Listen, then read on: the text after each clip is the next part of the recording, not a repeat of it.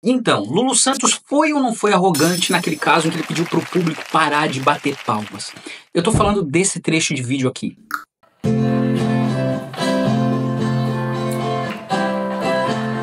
Ó. Vamos ouvir um pouquinho, depois a gente bate palma no meio. Não quero mandar, não. Mas é pra gente ouvir. Vocês nem sabem o que ele vai tocar, nem cantar ainda. Dizer, parabéns pra você. Aí tava certo. Aquela então do Fluminense, do Corinthians no Rio, antes quando você pegou a guitarra, o violão, ela já começou.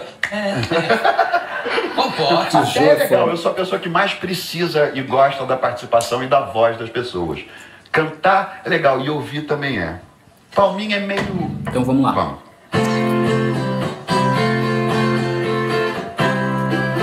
E é claro, esse trecho viralizou na semana que passou. Por exemplo... Vamos ouvir um pouquinho.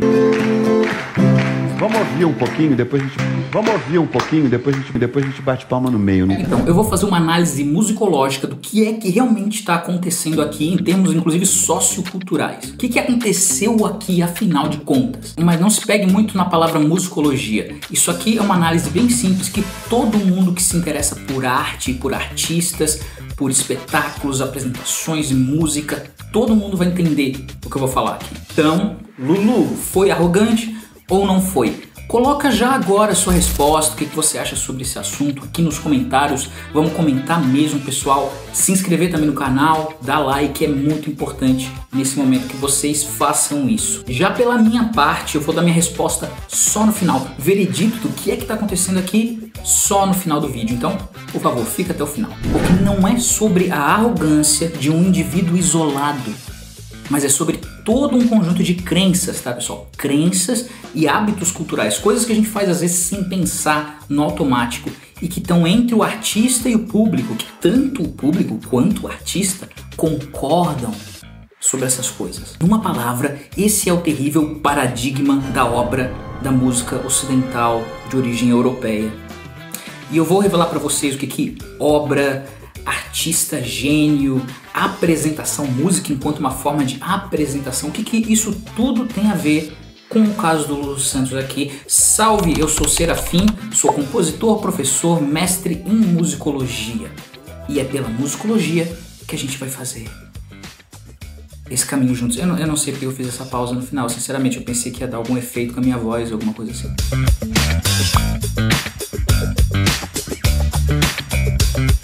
Ok, olha aqui pra mim, pro começo do vídeo. Primeira coisa, pessoal, tá tocando aí, né? Onde que ele está e quem ele é? Então, nosso contexto começa aqui, sou bem filosófico, vou voltar um pouco atrás, tá? Esse aqui é um artista e não um personagem qualquer. Na nossa sociedade contemporânea, ele é o grande artista, porque existe uma coisa, você sabe, o mercado da música, né? O Lulu Santos vendeu muitos discos, inclusive isso aqui não vai ser uma crítica do Lulu Santos enquanto artista, que eu acho excelente, e nem enquanto pessoa, mas só como um sujeito que está encarnando esse papel social. O papel social, você ser o grande artista. E olha onde é que eles estão, no programa do Jô. O programa do Jô é uma grande vitrine, como é a própria televisão. Então, vamos pensar numa coisa. Todo o contexto ali está voltado para uma cultura de espetáculo. Não sei se você já ouviu esse termo, mas a gente vive numa sociedade de espetáculo. Uma sociedade em que as coisas são dadas pra gente na forma de uma apresentação que a gente, como consumidor, paga e consome aquilo. Essas não são as únicas formas de se relacionar com as coisas que existem no mundo. Mas faz mais sentido se você está dentro dessa prisão cultural, desse prisma, desse filtro, que faz você ver coisas assim como se elas fossem normais. Não são, tá? A existência de um grande artista como Lulu Santos é algo histórico, é algo social. Existe na nossa sociedade, é algo... eu não quero generalizar, né, mas vamos falar em termos de cultura ocidental, talvez uma cultura ocidental urbana, mais século XX pra cá. Essa sociedade aqui herdou lá do século XIX, da música clássica que era feita na Europa, um certo paradigma, o paradigma da obra, uma certa forma de pensar a música, que inclui também uma importância muito grande para a arte em si mesma. Música é visto aqui como algo separado, como sendo sua própria esfera. Vocês que talvez já ouviram falar de estética, estudaram filosofia da arte, vão entender bem o que é que eu estou falando aqui agora. A figura do grande gênio, Mozart, Beethoven, por exemplo, aquela pessoa que tem um conhecimento secreto que eu não sei. Então, aquele grande compositor é, na verdade, a origem da música. A mensagem é a mensagem autoral dele, da individualidade dele. É isso que ele está passando e chegando em mim. Um pouco dessa visão de mundo, eu sei que hoje a sociedade europeia, essa cultura ocidental, esses paradigmas, todos em várias áreas, são muito criticados. Mas, por um lado, eles continuam muito vivos. E eu acho que na música, até mais do que em outras áreas, pessoal, tem muita coisa nossa, do jeito que a gente vive e consome música, que é muito século XIX e a gente não percebe. Por mais que a gente esteja fazendo músicas que às vezes não tem nada a ver com uma música clássica. A gente está fazendo música popular, música que às vezes vem de origens afro-americanas, que tem outras misturas com outras filosofias por detrás, e mesmo assim a gente faz música como uma apresentação de uma obra, esse grande espetáculo, e no palco tá o grande artista. Percebe que não precisava ser assim, né? Podia ser uma coisa... Eu explico isso melhor em outros vídeos. Podia ser uma cultura muito mais participativa, muito mais coletivista. Mas não é. Embora aconteça muito assim das pessoas dançarem, cantarem e participarem junto com o artista, aquilo que a gente herdou dos europeus é um outro tipo de distanciamento, inclusive, que vai explicar muito o que está acontecendo aqui. Mas vamos seguir adiante. Olha um pouco mais. Vamos ouvir um pouquinho, depois a gente bate palma no meio. Não quero mandar, não.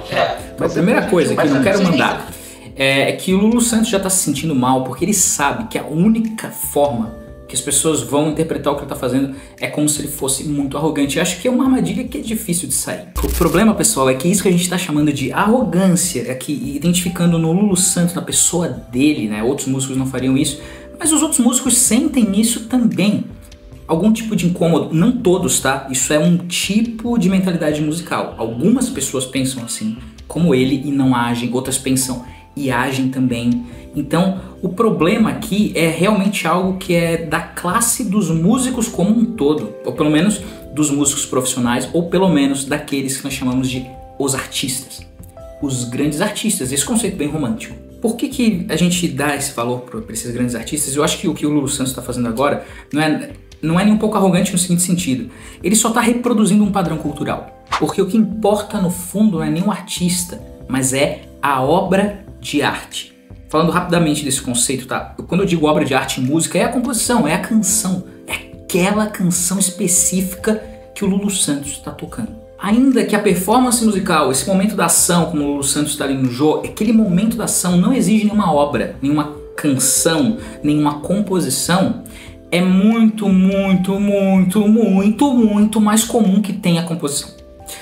Ao invés de improvisos, por exemplo, ou algum tipo de performance um pouco mais solta, que mistura um pouco mais de improviso com composição.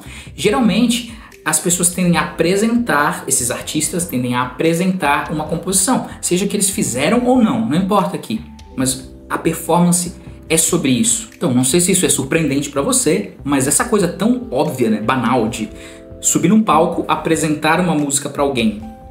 Isso é um padrão cultural específico e ele é bem nosso. Não estou dizendo que era só ocidental, tem culturas de apresentação, como por exemplo, no caso da Índia, da música o raga indiano. Ele cria um tipo de apresentação que é similar ao que acontece até mesmo na música clássica ocidental. Então não é só do Ocidente, mas se tornou de certo modo exagerado no Ocidente. Então por isso que eu falo de cultura da obra, um foco muito grande nesse conceito. Vocês nem sabem o que ele vai tocar, nem cantar ainda. Vamos lá. Isso é verdade que o Jô falou? O Jô o Jô é legal, ele só tá tentando minimizar a situação. Ele, como todo mundo ali, sente esse enorme gelo, esse constrangimento social que a opinião do Lulu Santos causou aqui. Mas é verdade. É verdade que as pessoas, porque elas não sabem qual é a canção que ele ia tocar, imaginando que elas não sabem ainda, só estão ouvindo aquela introduçãozinha ali. Será que elas não poderiam bater palma da maneira correta, porque elas não sabem qual é a canção? Analisando racionalmente, isso não faz sentido nenhum. Porque existem coisas como pulsação, né? Eu posso colocar qualquer música nisso.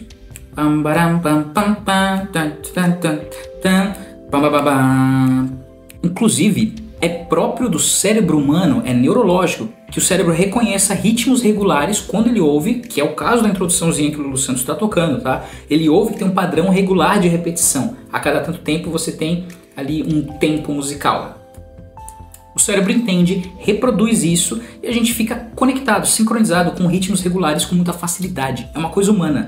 Tanto que às vezes até o seu pé vai estar lá batendo sozinho o ritmo da música e você nem se deu conta. É subconsciente isso. Então, quando ele começa a tocar, a questão é por que não bater palma? É a grande questão aqui, que é um pouco esse comportamento cultural que está aqui tácito. Por que as pessoas deveriam nesse momento ficar em silêncio?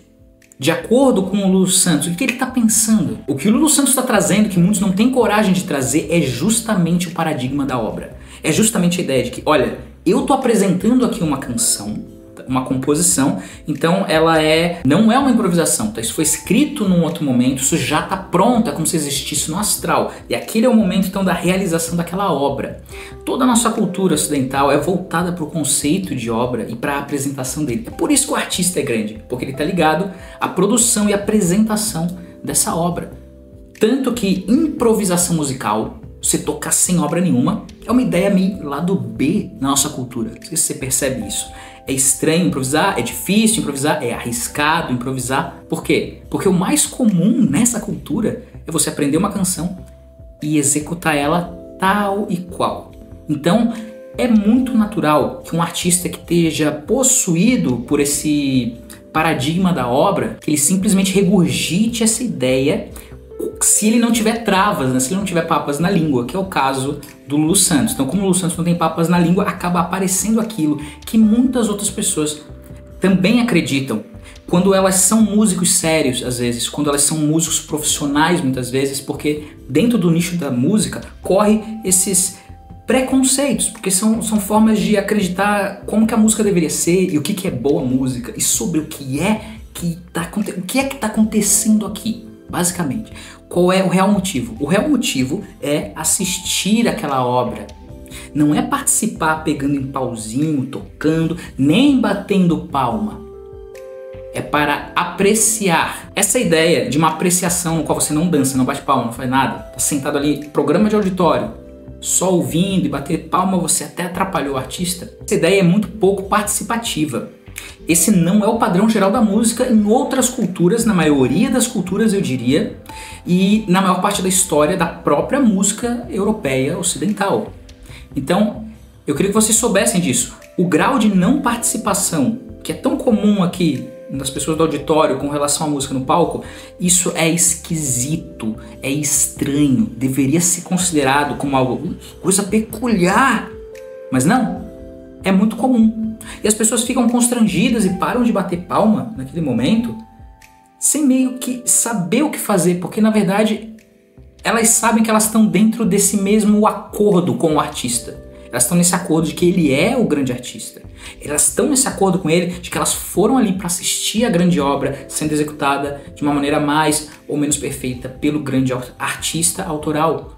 As pessoas estão nesse acordo de que a palavra dele vale mais aqui, e as pessoas estão nesse acordo de que realmente faz sentido apreciar a obra em silêncio. Mesmo assim, todo mundo fica constrangido, porque a ideia de bater palma é participar. Quando você bate palma, em muitas culturas, também no Ocidente, como eu falei, você está participando mais da música do que se você estivesse só observando. Mas a gente tem uma tradição estética filosófica da contemplação desinteressada. Não sei se você já ouviu falar desse termo estranho. Isso remete a gente a Kant, também bastante a Schopenhauer, filósofos alemães que falam muito sobre música, inclusive, e apreciação de arte em geral, por meio dessa filosofia chamada estética, esse campo da filosofia que estuda a arte. E dali surgiram algumas ideias bem peculiares também, bem originais, eu diria. Não são coisas universais que acontecem em todo lugar, em toda a música do mundo, nem todo mundo representa para si mesmo assim, o significado da música e da arte dessa forma. O pressuposto cultural, o preconceito que está lá por detrás é de que música só é arte de verdade quando ela não é música funcional, quando ela não serve para alguma outra coisa. Quando ela não serve, por exemplo, para ajudar as pessoas a dançarem, quando ela não serve para preencher espaço, para ser música de elevador, somente quando ela não tem nenhuma serventia óbvia. Quando o único motivo dela é você apreciar ela numa apresentação. É aí que música se torna arte. Senão é só algo, é uma técnica popular, uma coisa que as pessoas estão fazendo, mas não é a música. Isso é um preconceito. A música, a grande música, que é, obviamente, a música da elite sociocultural daquela época. Essa música, como toda arte, na verdade, o padrão de recepção deveria ser o mesmo de acordo com esses filósofos. A ideia é, se você está apreciando a arte, a música, com o seu corpo, simplesmente dançando, se mexendo, especialmente de uma forma no qual você vive aquelas sensações de uma forma visceral, então você está fazendo errado. Você devia estar, como é que eu posso dizer isso? Isolado na sua alma, na sua subjetividade ali, contemplando. É bastante racional, né, esse tipo de contemplação, que é próprio do iluminismo, né, pessoal? Razão, racionalidade, tudo é muito racional. Essa ideia de que as pessoas, para entrar em contato com a arte de verdade, essa grande arte da humanidade, elas têm que ficar numa contemplação desinteressada. Que é como as pessoas que estão no concerto de orquestra estão, né? Tem uma do lado da outra, mas não importa. Aquela pessoa que está do meu lado não importa. É eu e o compositor. Eu sozinho, no meu êxtase calmo. É um êxtase calmo e paciente, numa contemplação desinteressada. Eu sei que a gente vive na música popular, cheio de tendências afro-americanas e que não tem nada a ver com isso. E as pessoas dançam e fazem festa e tudo mais. Mas os resquícios dessa cultura continuam existindo. Vocês sabem, a gente pensa assim em diversos momentos. Não todos, ainda bem, mas muita gente pensa assim e é normal, é isso que eu quero falar. É muito normal, ninguém tem culpa de pensar assim, justamente porque isso tudo que a gente está conversando é o tal paradigma da obra que Lulu Santos encarnou. Vamos ouvir um pouquinho, depois a gente bate palma no meio. Voltei aqui, vamos ouvir um pouquinho, né? Mas é pra gente ouvir. É pra gente ouvir, percebe? É pra gente ouvir. Música é para ouvir. Então, é claro que Lulu Santos, ele fala nesse vídeo mesmo, que ele gosta da energia das pessoas. Ele gosta de ter pessoas, natural. Então parece que tem dois tipos de valores. A gente vive numa sociedade esquisita porque tem dois tipos de valores em choque. A gente quer uma música mais participativa, que é algo muito comum às vezes em músicas de classes sociais mais baixas, músicas de outras culturas que não são tão centrais ou hegemônicas como a cultura europeia. Algo que é muito mais comum no mundo como um todo. Parece que a gente sente sede disso. E isso se expressa na participação. Quando você bate palma mesmo, quando você invade aquele espaço que para uma cultura ocidental europeia é muito sagrado e que demonstrar respeito é ouvir. Música é para ouvir, mas música não é só para ouvir, pelo menos não em geral.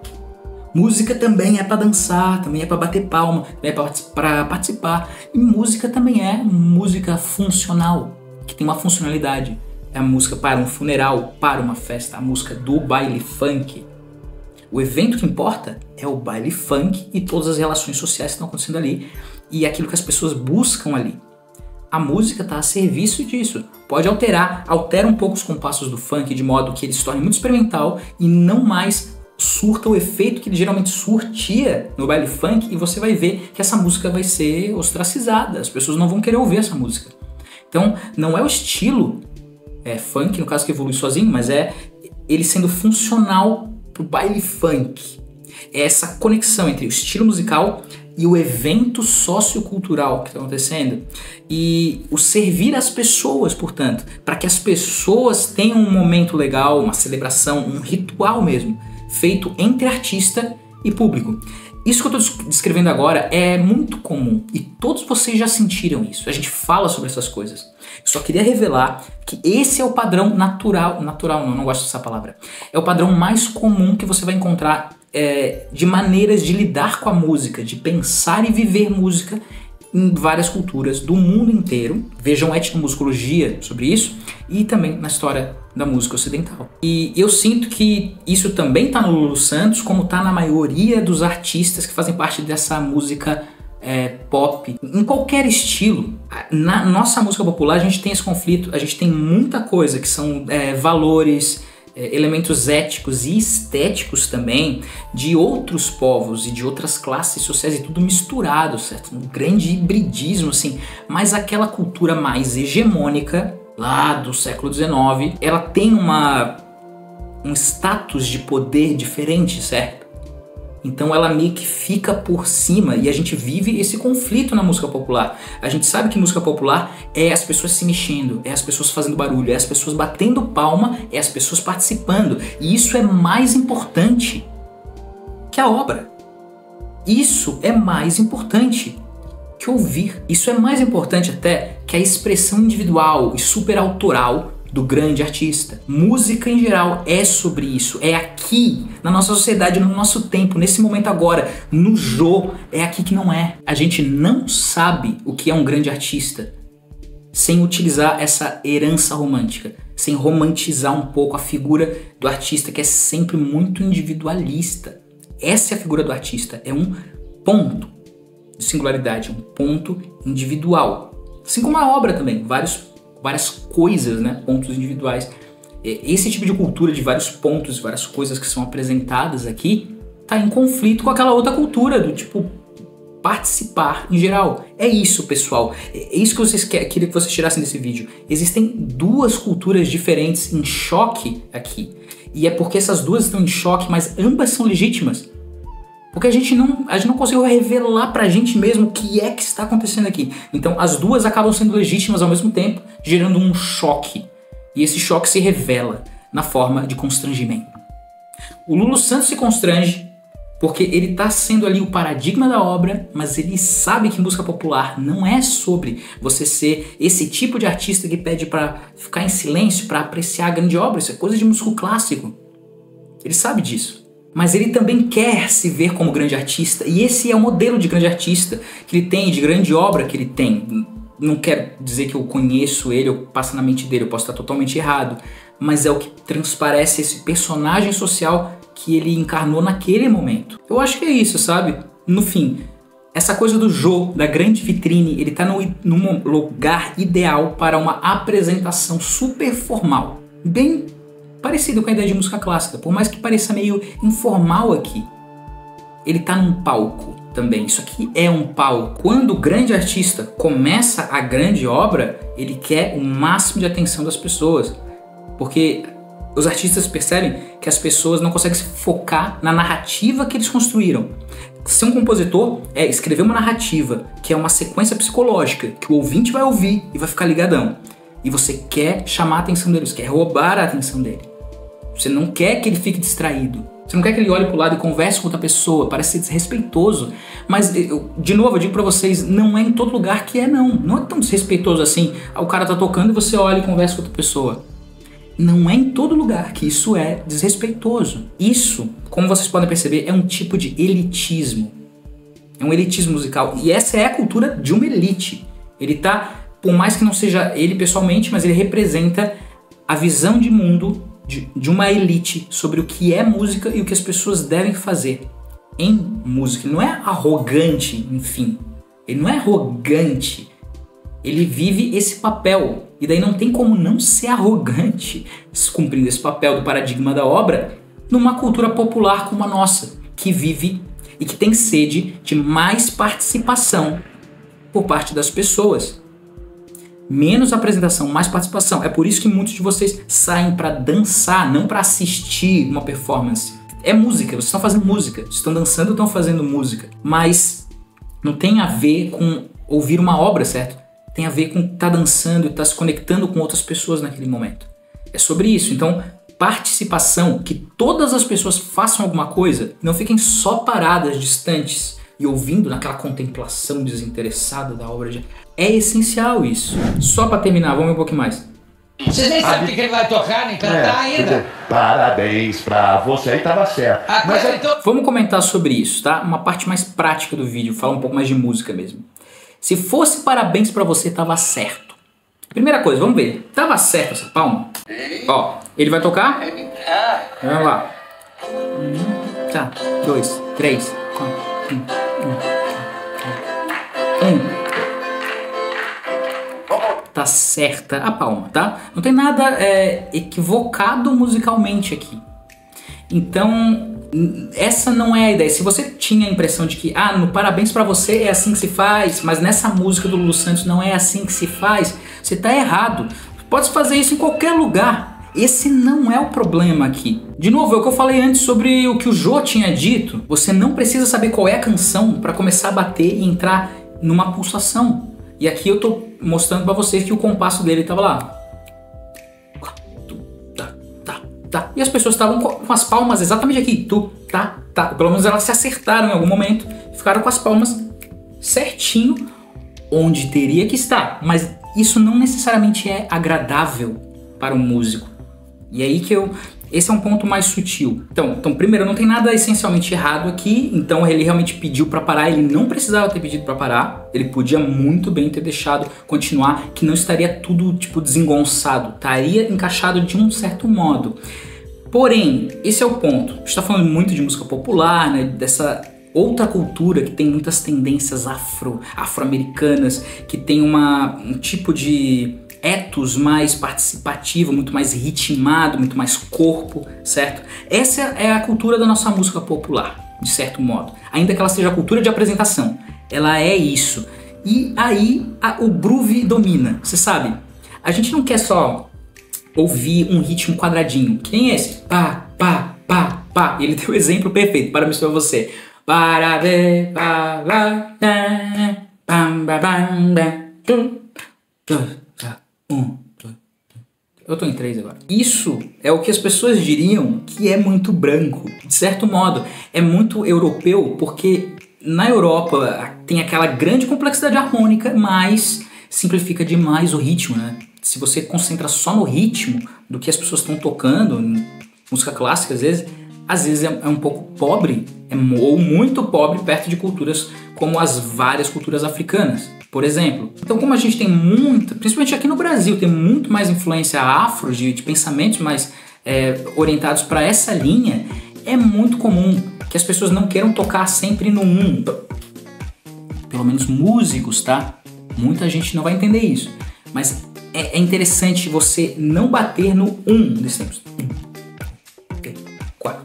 Na verdade, os contratempos, aquilo que se chama de síncope, essas coisas são mais interessantes aqui. Então, uma maneira muito comum de bater palma, caso você queira acompanhar um músico e fazer com que fique um pouco mais interessante, se é música popular, tá? Se é música que tem essa pegada, que tem groove, que tem batida, percussão, etc. É interessante você fazer o backbeat. Ou seja, você não bate... Você vai bater contra esse tempo. Pá! Pá! Por exemplo, aqui no tempo 1 você não bate. Quando chega no 2, você... Tá! O 3 você não bate. Chega no 4, você... Tá! De novo. Daí você fez um padrão de backbeat. Muito comum no rock, isso também por influência do blues. Então e outros estilos tantos que são mais norte-americanos. Mas esse é um exemplo de uma coisa que dá um swing num compasso que seria quadrado. Então, a ideia é a seguinte. O compasso está aqui, mas se as pessoas tocassem backbeats, seria mais interessante, teria mais de acordo com a lógica da música do Lulu Santos, que é música popular. Ele não apresentou uma música clássica, não apresentou Parabéns Pra Você. Eu entendo que é mais ou menos por aí que ele está indo, e daí nesse ponto eu concordo totalmente com ele. Isso faz todo sentido. Olha só, vou mostrar agora para vocês de novo. Olha, as pessoas estão aqui. Ó. Ok. Agora, onde que eu colocaria? Ficou mais lento também, né? Aqui estaria o backbeat. Vamos ver um pouquinho, depois a gente... Percebe? Tem mais espaço. Tem mais espaço entre as notas que eu tô dando, né? Eles estão muito assim, bah, bah, bah, bah. E eu também dou aquele swing pra ela. Dessa forma o público pode dar esse swing. Pá, pá, pá, pá, pá, pá. Vamos ver um pouquinho, depois a gente bate. Claro que isso também teria os seus próprios perigos, né? Eu acho que tocando menos coisas é mais fácil você perder o tempo. Então, de um jeito ou de outro, se você quer a interação do público, você tem que aceitar que o público não é um ser musical e que a ideia da música ficar sempre perfeita não é a ideia que devia estar no topo da sua mente o tempo inteiro. Às vezes, a participação daquele público é o que o evento pede naquele momento e você acaba se tornando um pouco mais um serviçal dessa ideia. E tudo bem ser isso de vez em quando, pelo menos. A gente não precisa, todo momento, subir num palco e ser esse herói romântico da cultura que revela a sua individualidade por meio de uma composição que tá todo mundo ouvindo quietinho. Querer isso é querer que uma cultura elitista seja a única possível. Tem espaço para essas coisas, mas esse não é o espaço da música popular. Pelo menos essa é a minha opinião. Eu sei que muitas pessoas e muitos de vocês discordam de mim. Não tem nenhum problema, tá? Esse é um canal de debate. Coloca nos comentários a sua crítica à minha ideia agora. Eu vou responder você. Eu não acho que ninguém tem uma opinião equivocada a princípio. Essa é realmente uma análise musicológica, mas também é a minha opinião. Eu sou a pessoa que mais precisa e gosta da participação e da voz das pessoas. Cantar é legal e ouvir também é. Palminha é meio... Bom. Cantar é legal. Pelo menos ele permitiu que as pessoas cantassem. Por quê? Porque o ritmo das pessoas na palma pode sim atrapalhar o andamento. Então eu espero que vocês percebam, tendo chegado aqui, que faz todo sentido o que o Lulu Santos pediu. Outros músicos sentiriam isso também, que é um incômodo com essas palmas muito retinhas, sempre aqui no 1, num estilo musical que não pede tanto por isso. Tirando o fato, que eu não falei antes, que ele vai ficar preso no beat das pessoas. Ele não vai poder controlar o beat. Ele vai ficar preso naquilo. É um problema para muitos músicos. É por isso que às vezes a gente toma cuidado quando vai seguir pessoas batendo palma. Às vezes você tem que corrigir alguns detalhes do que está acontecendo. Então, tem coisas técnico-musicais que explicam por que ele falou aquilo. E outras pessoas também falariam se tivessem a mesma coragem. Pensando por outro lado, que você não está num concerto de música clássica, que nós não somos todos, pelo menos, europeus, brancos, ocidentais do século XIX, que a gente vive num contexto onde tem ideias sobre o que é música muito diferentes, envolvendo maior participação, o público fazendo mesmo mais barulho, o músico sendo mais um serviçal, e a obra às vezes nem existe porque é uma improvisação. Então você percebe que a questão arrogante ou não, na verdade não é o que importa, e eu não vou julgar o Santos de arrogante, não conheço o cara, mas que a persona pública dele encarna o paradigma ocidental da obra, da centralidade da obra, que por sua vez diz que as pessoas devem então apreciar de uma forma distanciada. Ele encarna isso também, são as duas coisas ao mesmo tempo. Choque cultural.